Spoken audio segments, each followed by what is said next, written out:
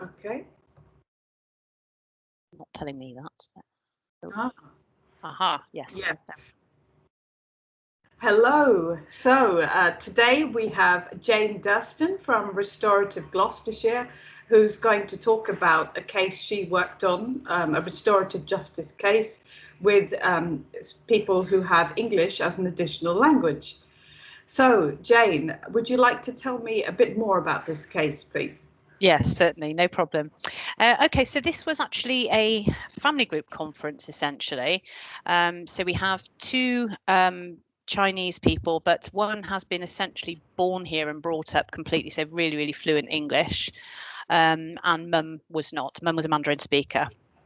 So this referral initially came from a family support worker. But at the time, Lena, which is Mum, didn't really want to go ahead with a complete family conference through Gloucestershire County Council. So they were wondering if they could kind of do it through us, who were perhaps a little bit more of a neutral party. I think she had some concerns about, social services and involvement and so on. So we first met with the referrer, who was a family support worker called Colin, and we met him and the education welfare officer at Thomas's school. So Thomas is around 14 years old. Okay. And so far, the interventions that they've done is that Mum Lena had attended. Have you heard of the Triple P parenting course? I haven't actually. Yeah. Okay. So it's a really good course actually. It's quite a sort of relational course for parents who are having problems and difficult interactions. So it can be with young children, or it can be with more teenage children and young people, and just kind of tries to teach people relational strategies in which to deal with, the difficulties that many of us have when people are young and when we're all in a household. So yeah, it's attempted to give people some strategies and skills to kind of manage behaviour essentially. Although she'd attended the full course, the observations were that perhaps she hadn't really implemented many of those strategies, or was finding it difficult to. So Thomas himself was born and brought up in the UK, and his parents were divorced. His father lives in China, and he visits pretty much for the whole summer every year. So the contact really is occasional, but not that regular. And Thomas is very much that he would be desperate to go and live with his dad, but that really isn't an option from Dad's perspective. He has a younger sister called Alice, and the parents separated, I think, about 5 years ago. So that will be just after Alice was born. The education welfare officer and the family support worker stated to us that Thomas, he really did present quite a lot older than 14, so quite mature, and he was very kind of smart, clever, diligent with his schoolwork. And it looked as though some of the difficulties were around the parental boundaries and rules. Mum wanted him to be in at 7 o'clock each evening. He obviously wanted to be out later, and his friends were all out later, so that was causing some conflict there. And he really seemed to have kind of given up on the relationship between himself and Mum and was just in the house tolerating it. And we agreed to meet with him first.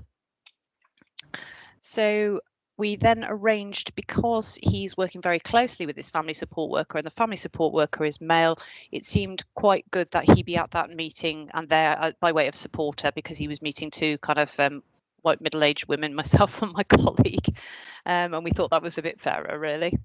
And he engaged with us really, really well. So he was struggling initially to see any benefit in meeting with Mum, and this frustration was really born out of previous efforts that had been made. So he felt that he'd met with Mum before, they'd agreed to make changes and try new things, and that Mum had always reverted back to historic behaviour.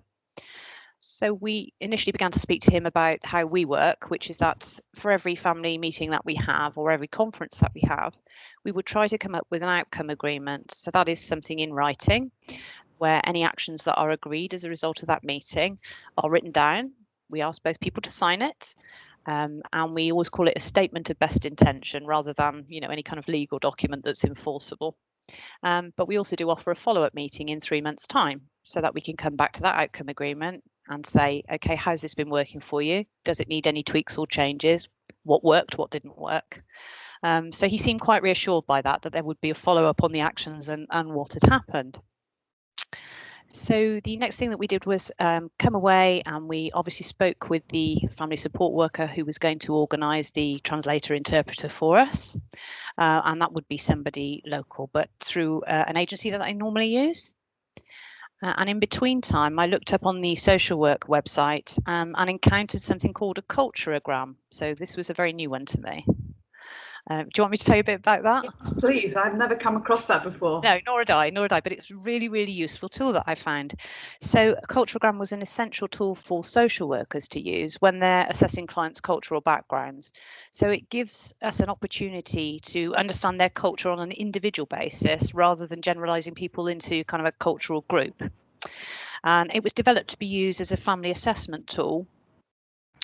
It's a broad concept and it's different for everyone. So what does it consist of?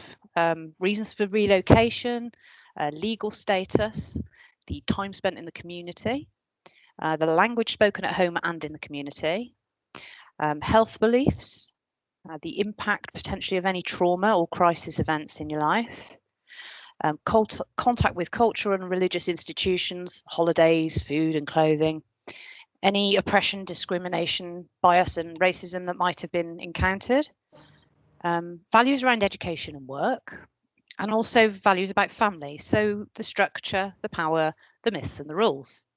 So before we first met, we decided to just try and draft up some conversational first questions by way of getting to know her. So these were, where were you born? When did you move to the UK? What were the circumstances? Whom do you consider family? What was the first language you learned? Which other languages, if any, do you speak? Which languages are spoken in the home? Any religion and how observant they are around practicing that religion? The best times for us to meet, so are the times and dates that it's not so good to meet or not possible? Whether they've got any paid or voluntary work outside the household, activities they might enjoy, how they might identify culturally, and what aspects of being the same term as their identified culture, however they use that wording, are the most important to you. How would you describe your home and neighbourhood? And what are your views and expectations on the rules of women and men generally and in your family, and boys and girls, young people? Talking about support networks, so who do you usually turn to for help when you're facing a problem? And then more broadly, moving on to rules there are in the family. For example, things like taking your shoes off when you go into the house or switching off mobile phones during dinner. Do we all sit at the table to eat? And which of those rules, if any, cause any conflict or disagreements? Talking about the goals for the family meeting. How do they feel they can improve their relationship with who they're in conflict with? Whether they think anybody else should attend the meeting. So that could be, somebody in support of them or wider family. Where would they like to have the meeting, and how can we help to make the meeting work for them? So those were really some quite good starter questions when we met with Mum. Her view is that he is very disrespectful to her, and that he fights very roughly with his 5-year-old sister. And she kind of felt the only sanction that she had really to get him to engage with her in any way was to turn off the Wi-Fi. So that was a really huge source of conflict, because he'd come home from school, like a lot of young people at that age, he'd be upstairs playing on the PlayStation or playing online with friends, and then suddenly that would be that.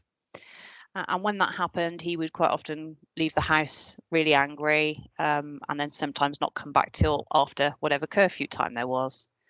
So this had been met with threats from Mum that she would call police if he ever was out later than 10 o'clock. So far that hadn't happened. So it was quite interesting, because the translator clearly had, from a local group or social group of some description, had met Mum before. So she was taking, appeared to be taking a bit of a side, actually. So she also felt that the young man was very disrespectful, that social services were maybe taking the young man's side. So this was all sort of all just challenges that we had to try and work with, really. Some of the behaviour of the young man did appear to be a little bit destructive, in that he would have contact with his dad, and his dad would really encourage him to be disrespectful to mum, would encourage him to disrespect her by saying that she was living off benefits, and that, you know, if it wasn't for the children, she wouldn't have any money at all. He also purchased him a mobile phone at one point, and both of them refused to let mum have that phone number. So there was quite a lot of undermining going on there, which was really difficult. The family support worker kind of really supported us with working with him one-to-one in the background for this work. So we actually did end up in 2 conferences. So we ran one conference eventually after a preparation, and the idea being that we would form this outcome agreement and then move to having that follow-up one to see how things have been going in 3 months' time. So at the first meeting, I ran it by sort of welcoming the group, thanking everyone for attending, and then talked about the ground rules that we'd all discussed, reminded them all about the outcome agreement that we might have, and also that they'd both had issues about previous agreements not being adhered to for any length of time. And she brought a concern and explained how he might spend all day in the school holidays on his devices and telephone. And he said how annoyed he felt when anyone tried to talk to him or interact with him while he was doing that. So there were quite a few sort of key issues of conflict, not at all unusual, I think, to any parent. But the things that came out culturally were how things kind of worked in, or what the views were in the household around men's roles, women's roles, and it was quite apparent that the expectation, had they been living in China, is that they would go to school from 7 a.m. until 4 in the afternoon, which feels like a huge long day in this country. But after that, they'd also be attending clubs where they were expected to do sort of further work, further homework. Gosh. Yeah, so Mum was really kind of angry that she felt the school wasn't really setting him enough homework. School, on the other hand, took completely opposite view, that he's actually doing what we're setting him for the most part. And you know that children need some social time to kind of do what they want as well. So I also think maybe the family support worker maybe felt that mum's expectations of him were unreasonable, given that he'd been brought up in this country, and you know, his peers had a lot sort of looser time then, an easier time by the sound of it. So we had here sort of mother and son really quite rigid about their views, weren't really prepared to move too much. And then we also had some kind of, you know, typical young person behaviour, which I don't think would be a surprise for anyone to hear. So they did actually manage to have quite a good conversation. We were asking him how he felt his mother wasted time, because this is one of the things that he said, and he gave an example of the family going down for a job centre appointment, and then a trip to the dentist, and all of these things that he felt that he was getting dragged around into town to do. And she parked in free car parks to keep the costs down, and they had to walk to destinations. So he was experiencing quite a lot of impatience with mum and the way that mum lived her life. He also asked if he could bring a friend of his age on a family trip, and his mum agreed that he could do that. And she wanted to take a photo of him and his friends having separate their house, and he felt that was an invasion of his privacy. So all of these sort of small matters were kind of ironed out, negotiated as best we could. Then there were things like getting up for school in the morning on time, and she requested that he leave his phone outside his bedroom on the landing, and that she would wake him so that she could be sure he wasn't staying up all night and then, you know, making excuses for not being able to get up for school. And one of the biggest sources of conflict was that he wanted to be able to earn his own money, and his father's brother, his uncle, had a family business where they were quite prepared to give him some part-time work. And he really wanted to be able to go and do this for a few hours a week so that he could then join in with his peers when they went to McDonald's or Kentucky and buy his own food, because he had been going along and sitting with them and just not eating anything, which felt a bit sad for him, really.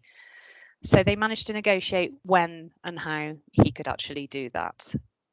So eventually they got to a discussion about what time he should be home in the evening, and they agreed to some different times for term times and then in the school holidays.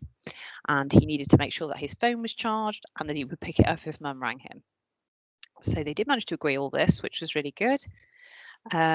Each member of the group signed it, and then we said we'd reconvene in about 3 months' time to review how it was all working. So I came away quite cheered by that and thinking that that's gone really well. So by the time we came to have the next meeting around about 3 months later, we had all arrived at the venue and mum turned up without him. So that was quite difficult, and obviously we asked, you know, where he was, and she said he was in bed and was refusing to attend. And the family support worker had actually said he was going to collect him from the school, so he had no idea either that he wasn't coming. So I rang the family support worker who was waiting for him at the school, and he said, right, okay. So he determined he would go around to the house, try and persuade him to come and attend, which he did do. And that probably wasn't the best start in the world, because obviously he had had to scramble, get dressed, perhaps have some of that shame response about being caught, confronted and requested to kind of come. Anyway, he did arrive. To me, his mood seemed really, really low, and he struggled to kind of engage or make eye contact with anybody. And then it appeared that mum kind of went into quite a long speech about pretty much typically the same things that we'd talked about and attempted to address in the last meeting. So it was really, really difficult. The family support worker, Colin, did actually ask Thomas some questions around his part of the outcome agreement and things that he'd agreed to do and hadn't stuck to. And then he really began to become very, very angry and accused everybody in the meeting of lying and so on. So it was quite difficult. It became apparent that mum said she wasn't prepared to make any further changes whatsoever. And he was not prepared to make any further changes either. So we had to kind of call an end to the meeting and suggest that if at any time they would like to meet back up with us and give this another try, we'd be very happy to. And they were able to leave fairly calmly. We made them some teas and coffees and so on. And it was one of those occasions where we had to kind of let that meeting go and agree that if there was no movement, then people couldn't resolve it that day. So. Wow, that's a very detailed case, and well, it just shows the need for restorative intervention at this stage, because what do you do when a conflict becomes that intractable? Wow. So on top of everything that you've talked about so far, did you find any specific barriers to working with the mother who had English as an additional language, and also barriers to working with interpreters? Yeah, I mean, mum did speak a bit of English, and actually it was apparent she could understand more English than I would have first thought, and that's actually been the second time that I've encountered that too. It was really, really helpful to have the translator there. First of all, because I feel that mum was quite isolated in the community actually, and this was a person that she kind of knew a little bit, who also understood her culture quite well and understood her family situation. So I feel that there wasn't really anybody else available who could have supported her. And that is quite a dual role for the interpreter. So it must have been quite challenging for her, because she had her own views and opinions too. Yeah. And the barriers, once again, were often around the length of time that it would take while you wait for this to come across, and what you try to express with your body language, keeping that open, trying to keep eye contact with who you're talking to, not just speaking to the translator. So yeah, those things were quite hard. And then in terms of outcomes, it sounds like the whole situation was kind of an impasse. So I just wondered if there were any ways to move forward, either then or now, for both the mother and son. Yeah, afterwards when we had a follow-up with the family support worker, and he was going to continue to work with the young man and also try to get him onto some courses that went some way to addressing relationships with girls and women. So there were some young people's programs that I think he encouraged him to attend. he also was able to still continue to do that bit of work and have that bit of independence. And at the same time, what transpired is that Mum would also really, really like to have a part-time job that she felt she could manage. So she began to go to college to learn English 1 day a week. And I believe she was helped by the GEM project, which is a brilliant local project called Going the Extra Mile. And they help people with all sorts of difficulties in getting employment into work. So I believe she also was able to get a few part-time jobs here and there to fit around holidays and childcare and so on. So I think I'm hopeful that it has kind of broadened their horizons. They didn't ever supply us with written feedback, but I'm kind of not surprised at that. So Oh, right. yeah. Wow. As far as we know, we've not sort of heard that there have been any issues since. He's certainly not come into contact with the young people's criminal justice system, so we're really pleased about that. But yeah, it was very challenging in that, you know, these two people were very, very entrenched in views, and you really could see and feel empathy for both sides there. How very difficult for them both, actually. Absolutely, and it sounds like you've done, or like the whole team has done a wonderful job in trying to get the best outcomes for both. And in this case, it sounds like a bit of work and independence for the son as well as for the mother. Absolutely, yes. And taking English lessons, because that's something that she wanted to do. So it sounds like you've done a really good job. And well, all I could say is thank you so much for speaking to me about this case today. That's okay. Thank you very much, Tamina. So shall I end the recording now if you're happy? Yes, I'm happy with that. Yeah. Shall I?